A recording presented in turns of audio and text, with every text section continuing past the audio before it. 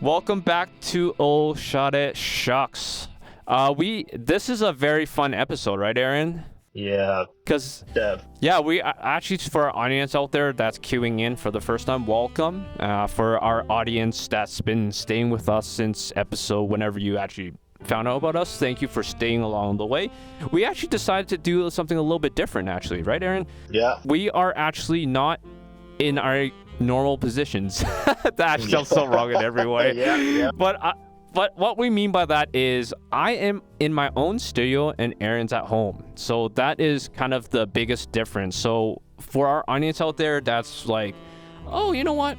That sounds a little bit odd. But yes, this is the very reason why. We want this to kind of be a experimental episode, I'll say, kind of more so of like what could potentially happen, just because at the end of the day, we're all grown adults. We don't know what happens, but the thing is with technology, we want to utilize it, right? So again, we want to try different things, and course. we want you, our audience, to know is that, hey, we're humans. We can go on traveling. We can move somewhere else.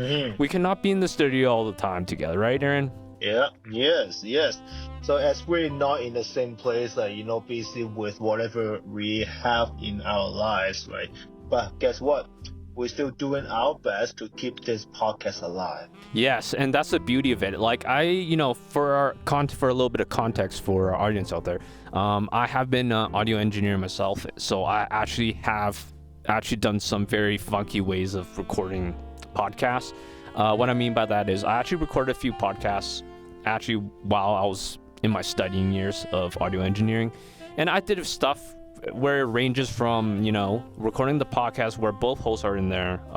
There was another time where the host wasn't there and it was just one host that recorded it. And then my third and favorite one is literally both hosts were in there, but the guest wasn't there. So they used the phone and brought it up to the microphone to do essentially a recording. So for those of you out there that's really brand new to this, I want to welcome you guys once again. And if you guys don't know, we are essentially a Visual Kei centered focus podcast that we essentially talk about Visual Kei, which is a musical scene in Japan. But then our focus doesn't stop there, but is also to kind of bring some awareness, some cultural, kind of like, let's just say a cultural advertisement for Japan, because me and Aaron both love Japan a lot. Yes. And the thing is, like, we don't want to just always talk about the Visual Kei music scene, although it is a core aspect of our podcast. We want to discuss about other things too.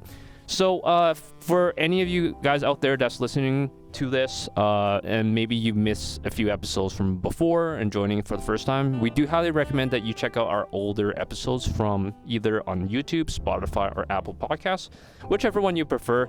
We highly recommend episode 1 only because it's very crucial for you to have some sort of background knowledge in terms of what our podcast essentially is about, right, Aaron? Yes. Right? So that's kind of like what we want our audience to do, to know what we're talking about. Because if you kind of come into this episode and hoping to expect to know what we're talking about, chances are you probably won't. So I will say at least listen to episode 1, and if anything else, feel free to check out any other episodes leading up to this one. So actually going on our journey with Visual Kei, we talked about, for our audience, just a little quick reminder, we talked about Wave 1, which was essentially the foundation of what made Visual Kei Visual Kei. That sounds dumb. Yes. Sounds so dumb. Well, not okay, bro. They're not really dumb, right? Because people need to understand like how the whole scene came alive, right? Because it's not just one person or just one band, right? Yeah. It's like all these influences with all these bands like came together with the similar influences. Yeah. Right. And how they were influenced on how they influenced others. No, that's true. Yeah, it just sounded really funny, right? Because I'm like thinking to myself, I'm like, how am I supposed to explain this to someone for the first time if they have no clue like what even the word means and what even like the whole music scene means, right? Exactly. But kind of going like, for our audience out there, kind of going off what Aaron's saying, essentially, like just a quick reminder. For those that are extremely brand new, like Visual Kei essentially is a musical scene in Japan where its influences draw from a lot of inspirations from glam rock days, Aaron's favorite, and some European like punk steam rock kind of aesthetics, meaning like the fashion, right? I don't want to say too much more on this because Visual Kei is such a big umbrella term. It's almost like it's like walking up to a store and being like, yeah, do you have like a black t-shirt? It's like, yeah, okay, sure, thanks, because that can mean anything, right? Do you want anything on that black t-shirt? Is it, how long is it, what material you want on it? So kind of the same thing with Visual Kei, right? It's an umbrella term. So continuing on to our trend, we're going to do a deep dive and talk about kind of another very interesting in Visual Kei, right? You know what, bro, for this one, yeah, you can say band or person. I wouldn't say interesting. This gentleman here, like, he left us a very like important journey, like to work for the, our future bands or younger folks out there. The footstep that he left. And the whole thing, like all those influences, like it became major, like really major. For me and Aaron, we kind of discussed about this. We think this is a great topic for those of you out there that are aware about this individual, which we're talking about today specifically. We are just talking. So a fair warning for you guys: we don't know the story about this, what happened to this individual, or kind of like the finer details. This is just kind of more speculation, and we want you audience that is aware of who we're essentially going to be talking about today on this episode, is that we want to just bring kind of like, it's a moment of memorial, just like this episode is meant to dedicate and just kind of like share about kind of what this key individual has done for this musical scene. Yes. We just want to share that legacy. There are many questions to be asked, and there's a little bit of like things we are unsure of. We just want you guys to know, the people that are aware of who this individual is that we aren't claiming that we know everything about this. We just want to share his legacy, share what he's done for the music scene, and just bring awareness, right? Just because we think he's such it's almost like the better saying is gone too soon. I think that's the best way to really describe it. Yes. All right, so Aaron. Definitely. So I'm going to let you take the reins on this one because you know a little bit more than I do. So let's talk about this key legendary figure, right? So Hide, right? Yes. Hide, yeah, that's right, everybody. Ladies and gentlemen, today we are talking about Hide. So like, honestly, I wouldn't say that I know more than you do. I think we just pretty much like share pretty much the same knowledge about this gentleman. Like one great legendary person who used to be the lead guitar for X Japan, right? So again, like long story short, after X Japan disbanded, like he went on solo, right, since 1993, right? So it's very interesting, like, cause when I got into VK, of course I got zero knowledge about this gentleman, right? Until I found out about him and like knowing more about him, I was like, oh my god, what a dick I am! How could I not know about Hide? Yeah. Right? And like, then I started to listen to his song. I know. Yes. His very famous songs, Pink Spider, Hurry Go Around, Tell Me. Yeah. Damn, like all those songs just sound so original. Yeah. Gotta say. And like, of course, he's playing punk rock. Damn, what's that called? What's it called, Derek? What's that band called? Remember? X. The band that played punk rock. That played punk rock. Which one? Yes, like Fairy. Come on, man. Color. Oh, there we go. For our folks out there that doesn't know about the band Color, please check it out because they're a very interesting band. They had a very short amount of time in the Visual Kei music scene, but I will highly suggest to our audience go back to check out the episode when you've got time after this one. So for our audience, like if like correct me if I'm wrong, right? Because I see like from what I'm seeing, the whole scene from the beginning until like now heated. Like before, like Colors seems like they were the first band that played the punk rock. I mean, in the scene, I'm sure they were not the first band. There were a lot of different bands like, or indie band playing punk rock, right? However, like Heated might took some inspiration from them. So like as I'm reading this history about Heated, then like he's one pretty smart guy, right? Like after the Action Plan disbanded, like he did not like started his solo career like right away. Oh, okay. He actually went to stay for a fashion university in the States. Yeah.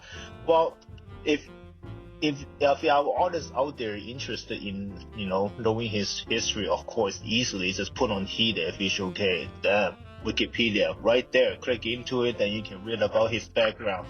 Right? We're not here for history lesson. Right? We're just here to talk. Aaron, how could you say that? I brought my teacup and I brought my cookies. I'm ready to hear some beautiful history story lessons about Hide. Oh yeah. And like tell me like from start to beginning. Just wait until to the point that you fall asleep and then you just miss all of it, right?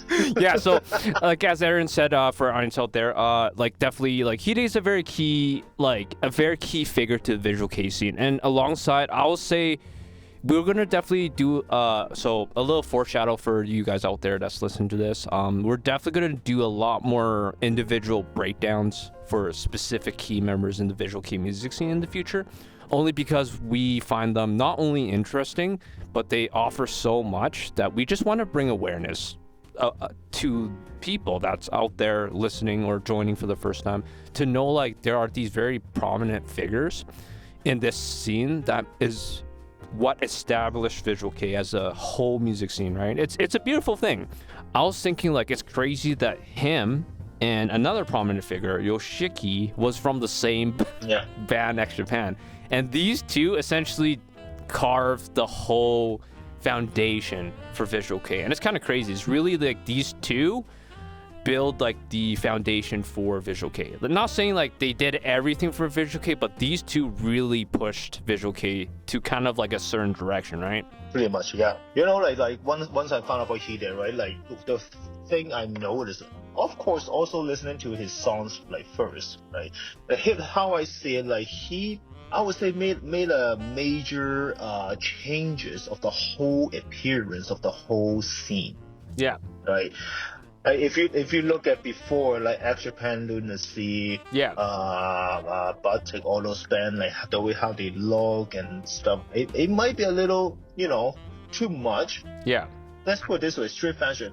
But like now it all makes sense, right? Since he went to a fashion school in State, he turned the whole thing into more like a street fashion and playing punk rock, right? Yeah, still a little bit. I mean, for people during that time, maybe still a little crazy. But I mean, for nowadays, there's so many different fashion, right?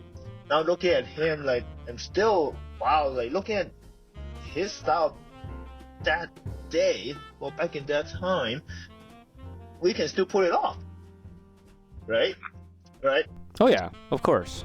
Yeah. Right, like with like it's semi mohawk, if you know what I mean, right?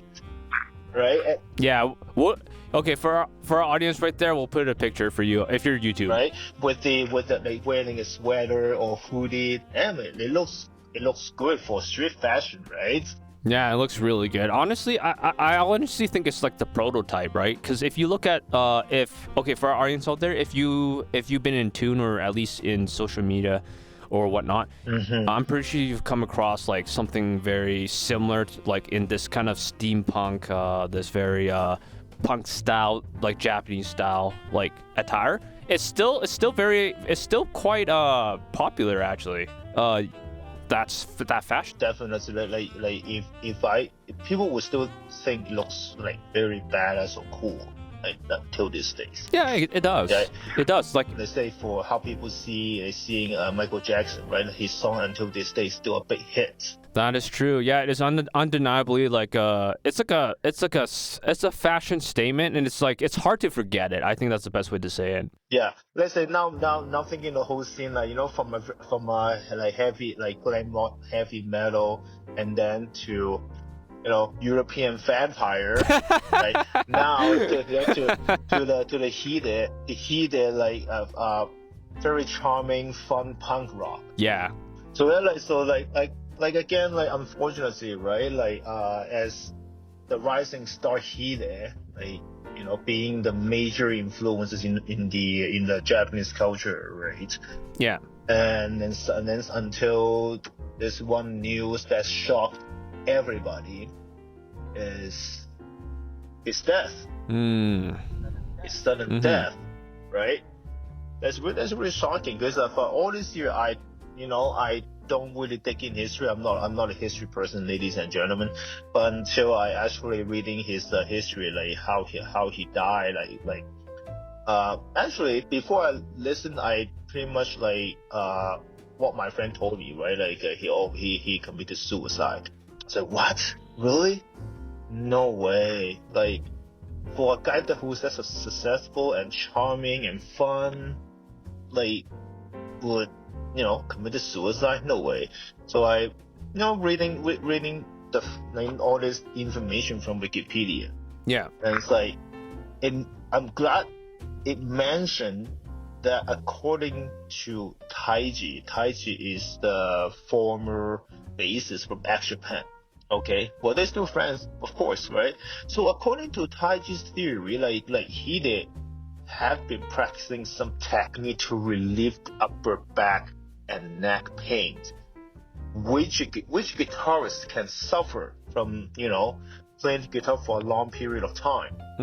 Right?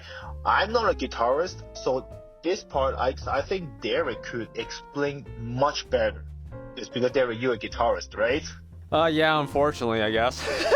What do you mean unfortunate? It is a good thing. Never unfortunate about it. Yeah, so I'm actually just taking a read at this, so I'm just gonna give me 1 second here. So I just want to make sure I understand this a bit better. So as quoted, as you said, Hide may have been practicing a technique to relieve upper back and neck pains, which guitarists could suffer from due to continuous use of a shoulder strap. That is actually true. Okay, so we're guessing that probably when Hide was trying to relieve his upper back pain, he's probably sitting down because unfortunately I don't have a hook on my doorknob. Yeah. But I assume he's probably just trying to relieve himself, where he ties his towel underneath his armpit. But probably in the act of doing so, because he's a little bit intoxicated, he was probably like trying to get himself like properly fit. But then, when you're kind of like a little drunk, you're trying to do this, but he probably ended up strangling himself. Probably the towel caught on his neck, and that's how he lost his life. But if the towel it's under his armpits, Yeah. it's only strangle his armpits though. Yeah, but then the thing is, maybe he was trying to cross his arm, right? He's trying to cross his arm like this, but then what ended up probably happening, because when you're drunk, right, you don't know how your towel is. You're probably like this. You're like trying to fly. Sorry, my towel ain't long enough, but let's just pretend the towel's like this, and what ends up happening is you kind of try to tie up, but you end up like the. Okay. Yeah, that's probably the way how he ended his life, by accident. Okay, and then we'll do it proper way. Okay, peace. Okay, so quick context for you guys, because of now today's knowledge, you don't even need a towel. Yeah. You can even just do this Exactly. to really get that upper back relief. You can feel the tension relieve. So that's probably what happened to Hide. Unfortunately, back then, news wasn't very developed. So unfortunately, that's probably what happened to Hide. The thing is, like, a lot of people, people that don't play instruments don't know of this, but when you have an electric guitar, that thing can be quite heavy. And considering what around that era, they don't make like light guitars. Like nowadays guitars are really thin and light. They don't weigh down your shoulders. But back then they used solid wood a lot. So solid wood just means like it's a piece of wood, like from top to bottom. The more modern guitars now have it's hollowed out, meaning like it's like half full wood. It's not full wood, meaning like think of it as a tree trunk. I cut it down and just shape it as a guitar. That's what we call full body. For modern guitars, it's a mixture. It's like lighter parts and different parts actually. So it's not a full body guitar.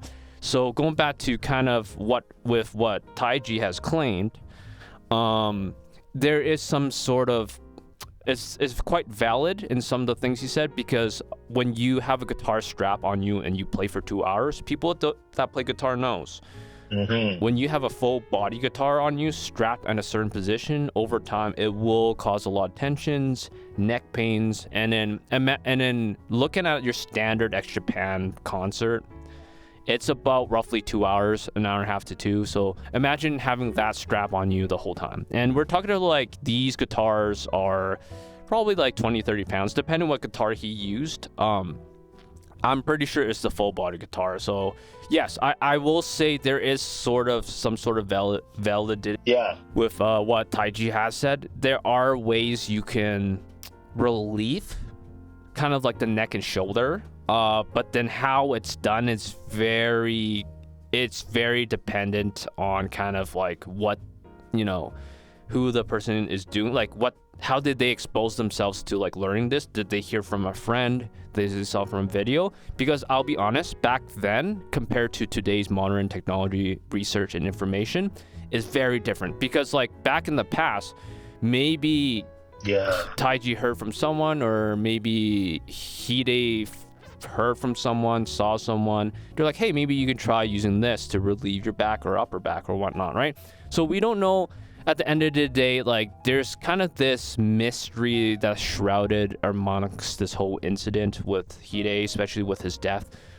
Yes. We're bringing this up only because it does bring a good question of like, is this really valid? Because at the end of the day, like it's hard to exactly say what is the cause. But with what Taiji said, there is some truth to it. Like you can have upper back pain. Yeah. Because you're standing too. But at the same time, we don't know how or what he was doing for Hide, I guess, during that time, because he could be intoxicated, or it could be an accident, right? Yeah, I will believe this is accidental for sure, right? Yeah. Right, considering if someone want to hang himself, like why do it on a doorknob? Yep. You know what? Right.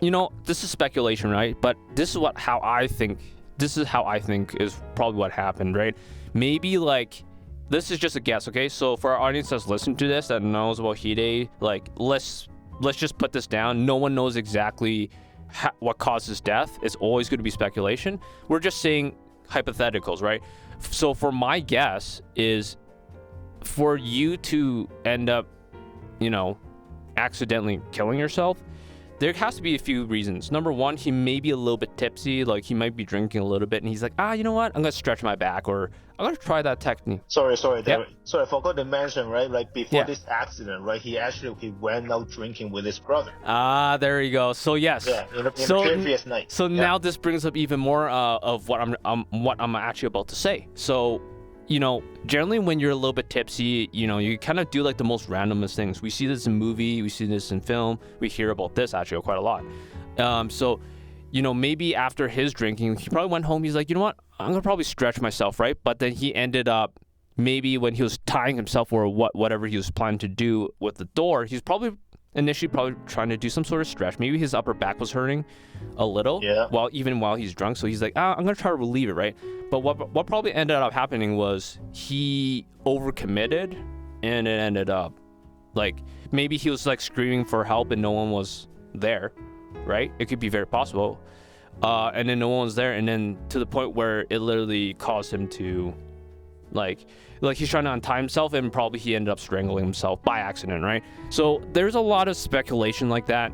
We don't exactly know, but at the end of the day, all we can say is it is most likely an accident, because let's not pretend to say like people that are a bit tipsy or intoxicated from alcohol or drinking alcohol is going to be in the right of mind, meaning like they know what they're doing, they're aware of what they're doing, and knowing what potential causes, right? Because at the end of the day, he's like, I want to relieve my back, that's it, but that ended up messing him up. Yeah, of course, right? It's a also like very good good lesson for other people out there to learn from it, right? Like if you're drinking, like don't do anything, like that, right? Because accident is accident. You cannot predict it. You cannot expect it, right?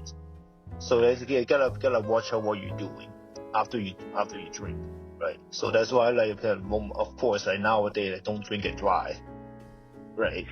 Yeah, because like when I heard when I first heard the fact that like he hung himself, because the picture in my head right after hearing that, like, okay, it's a picture like of him, like maybe something on the ceiling, right, just hung himself like that, right? But turn out that's not the case, right? He was found hanging on a doorknob. I was like, Yeah, no one does that voluntarily, right? Like if he was conscious, like he would not do that. If he had the intention to like actually commit suicide, it won't be as you describe it as questionable, because like there's more clues that points towards an accident versus more clues pointing towards a suicide. But at the end of the day, like you said, Aaron, it's hard to speculate, but all we want to say is it's definitely unfortunate. And it would have been really interesting to see kind of where he would have taken, like what he would have done in this current day and age, right? Just because he's done so much for the scene, right? Not only his own music projects, but like what he's done as like kind of like a mentor, right? He's almost like a mentor, like alongside Yoshiki. These guys are almost like more like mentors. Yes. That's kind of like guiding the newer generation and kind of like trying to do their own stuff, but at the same time really looking after the younger ones, right? Younger ones being like the younger bands. So like also like when Hide was still in States going to school, he also formed a band with the local too. It's called Silch. I didn't know that. Oh my god! And I after I read that, I quickly went on YouTube and look it up. Good thing there's still a couple video like some people uploaded, and it's also music video. So oh my god, he did that time. Like totally sounds so different. I'll say like when you're from one project to another, like from one band or being solo, you sound different. Like even though there's like a specific sound you might gear towards, like maybe he sounds more punk metal or whatnot, there's always like a very like different approach to the music, right? Especially if you're in a band, you have to most likely follow what your band is trying to do. If you're on your own, you can kind of do your own thing and experiment and try different things, right? And it's kind of cool, and that's kind of what we want to, as our podcast does, is to essentially do the three letters: promote, experience, and share the excitement, right? We want to like promote legacy. I'll call you know what, Aaron, let's give these guys a term. Let's call these guys legacy members. What I mean by that is legendary, right? Like these people kind of bring so much to the Visual Kei music scene. So from now on, we'll call these the legacy members, meaning these people have done so much for the scene. We're gonna definitely have more on these individuals as we go by. Hide's definitely our first one. We will do Yoshiki one day, but he's that was good. That one's gonna be a very interesting one. But we would, for today, for this very purpose, we just want to talk about Hide and just kind of remember what he's done for the music scene, what he's done for the fashion, and what he's kind of done as an individual to help encourage younger people, right? All right, well, for me, I guess all I had to say is Hide definitely left an impression on me in terms of like seeing him play the way he does, because some of the licks he does is quite actually technical stuff and very tasteful. And honestly, what I love about him is he understands music, and I love that, and that makes me happy. So for our audience out there, like Aaron said, thank you for staying tuned in. Please check out our other episodes for our podcast. We have our podcast on Spotify, YouTube, and Apple. Please check those out. We will catch you guys in the next one. See you guys. Thank you guys. Bye. Bye.